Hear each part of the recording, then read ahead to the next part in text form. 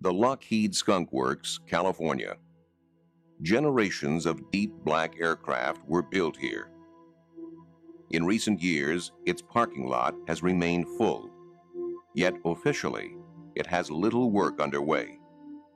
Too little to explain all the activity. Production of its Blackbird spy plane is long finished. Its last contract was for the stealth fighter. That is near completion. It cannot explain the work being done behind closed doors. Is a new, deep black triangular aircraft being built? Aviation experts suspect that the answer lies in a 1985 Pentagon document. A mysterious aircraft codenamed Aurora project was accidentally included alongside budgets for the U-2 and Blackbird spy planes. There has been no mention of it since. The first thing I heard about Aurora was that air traffic controllers out on the West Coast were being told to expect very high-speed targets on their radar screens. That it was a classified program, that they weren't to panic and they weren't to report it to anybody else. The next piece of information, and the one that I think really started me investigating the Aurora story, was a sequence of sonic booms over California. On Thursday, June 18th, 1992, at 7 in the morning, and on 6 other Thursdays at the same hour in the preceding year, there was a minor tremor in Los Angeles.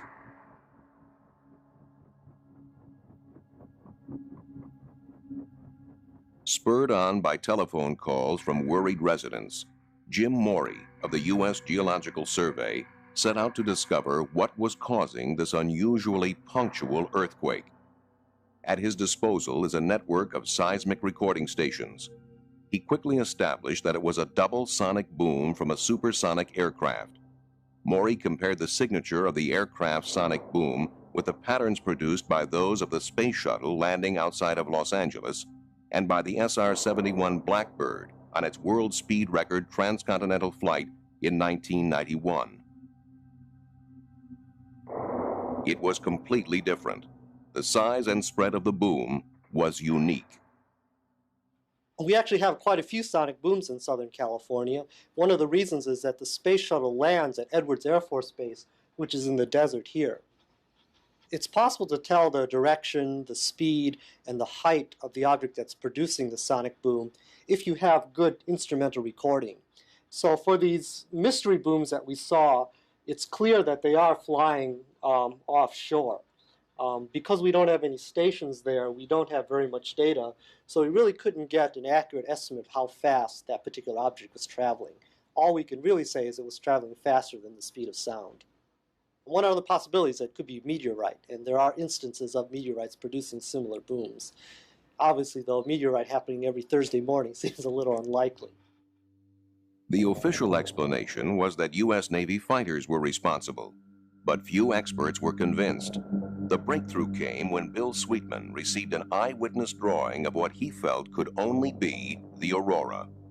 I'd written a couple of Aurora stories suggesting that the evidence was accumulating that something was out there. And I received in the mail a sketch and a note from a man named Chris Gibson. This eyewitness is one of the best in the business. Chris Gibson was a member of Britain's Royal Observer Corps. He was part of their elite international recognition team, one of the top military aircraft observers in the world. One day in 1989, while working on an oil rig in the North Sea, a colleague called Chris outside. There was a formation of 4 aircraft. The lead aircraft was a KC-135 Stratotanker, and off its port side were 2 F-111 fighter bombers. Off the tail of the KC-135 Stratotanker was a black triangular aircraft. It had no wings, no tail, a perfect triangle. And there's nothing that I've ever seen before looked like that, which was an unusual occurrence because I'm trained in instant recognition by the Royal Observer Corps. And if I didn't know what it was, it's not in any books. This shape and the sonic booms told Bill Sweetman a great deal. If you're looking at an aircraft that is designed to fly at what's loosely called hypersonic speeds at 5 or 6 times the speed of sound or upwards, there are several things that become absolutely essential.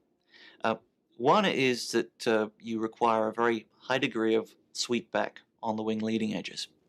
Otherwise, you start getting into severe problems of drag and aerodynamic heating. As you go into this very slender shape, you still need to have a lot of volume in that shape for fuel, for propulsion, for crew. And the best way to provide that is to blend the wing and the body together. You get a very characteristic, highly blended triangular shape, which is, in plan view, identical to what Chris saw.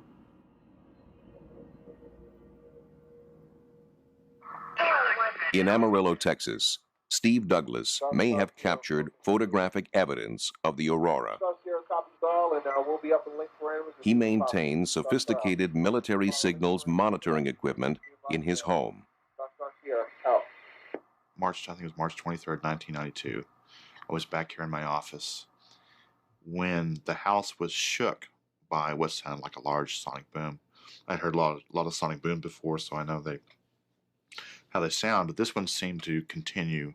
It wasn't just a crack boom and left. It was a rather large shudder that you could feel in your chest, and the windows vibrated. And that's when I saw this very high-speed aircraft flying over the house at incredible rate. I grabbed my camera, knowing it was something different, especially because of the way the contrail worked. The Donuts on a Rope contrail is produced by no conventional aircraft. Its engine noise is also unique. It's a deep, thrumming, regular, pulsing, booming noise, like somebody unzipping the sky. You feel it more in your chest than you hear it. It doesn't sound like a jet. It doesn't sound like a rocket. It's just very unique and an amazing sound. The Donuts on a Rope contrail has been reported from around the world. This never-before-seen footage was taken by an amateur cameraman from a transatlantic passenger jet. It is very hard to hide an aircraft like the Aurora. Steve switched on his radios. On a military frequency reserved for spy satellites, he heard the call sign, Dark Star. Dark Star Sierra for mission crew. Dark Star Sierra for mission crew. Dark Star Sierra for mission crew.